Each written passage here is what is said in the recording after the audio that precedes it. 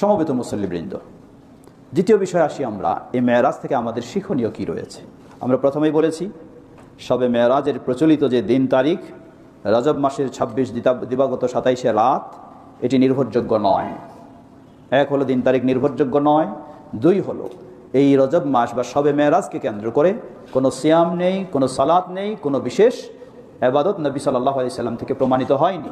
তিনি বলেন, মান আমিলা আমালা লাইসা আলাইহি আমরুনা ফাহুয়া রাদ, যে ব্যক্তি এমন কোনো আমল করবে যেই আমলের ক্ষেত্রে আমাদের কোনো নিয়ম নির্দেশনা নেই, ফাহুয়া রাদ্দুন আই মারদুদুন, প্রত্যাখ্যানযোগ্য, কখনো গ্রহণযোগ্য নয়।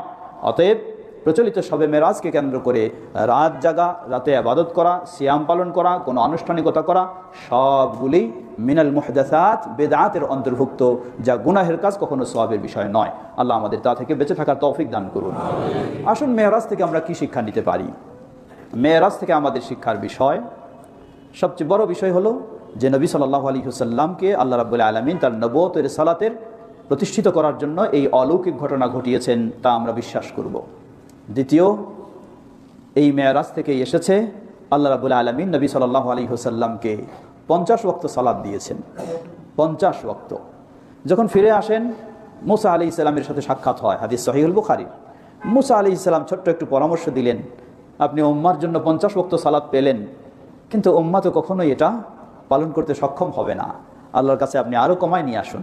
বারংবার আল্লাহর কাছে চেয়ে 50 থেকে 0 মাইনাস করে 5-এ রূপান্তরিত হলো। সুবহানাল্লাহ। আল্লাহ বান্দার প্রতি সহযোগিতা করলেন, সহজ করে দিলেন। কিন্তু আল্লাহ রাব্বুল আলামিন বলেন, লা ইউবাদদালুল কাউলু লাদাইয়া, আমি যা বলি তা পরিবর্তন হয় না।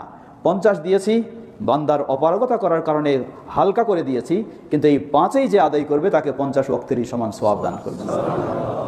সুতরাং এই মেরাজ থেকে আমাদের জন্য বড় শিক্ষা হলো, দৈনন্দিন একজন মুসলিম নর নারী, তার জন্য সবচেয়ে ইমানের পরে বড় ফরজ হলো 5 সালাওয়াত। এই 5 ওয়াক্ত সালাত আমরা সঠিকভাবে আদায় করব ইনশাআল্লাহ। মেরাজ থেকে